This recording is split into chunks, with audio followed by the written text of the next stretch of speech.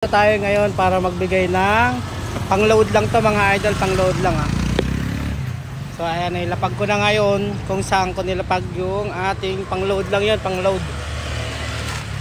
So ayan, dahil sa punong-puno tayo ngayon, more blessing to come. Ayan, nag-grocery ako ngayon mga idol. So ay tsura ng e-bike natin ngayon, overload. So blessing.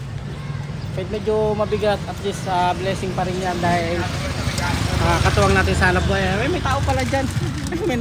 May nakaipit pa ako ng grocery mga idol. Ito may tao pala doon sa loob, nakaupo.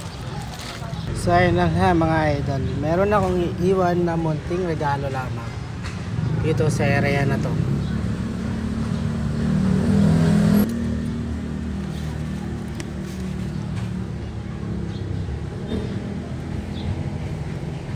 Kung mapadaan ka nga pala sa akin channel idol, wag mo nang kalimutan mag-like, follow and share ng ating videos para sa susunod natin mga upload.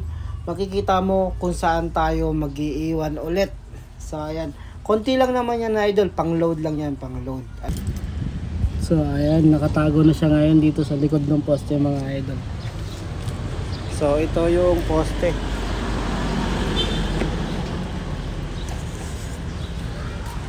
Ito yung harap. So may mami dito.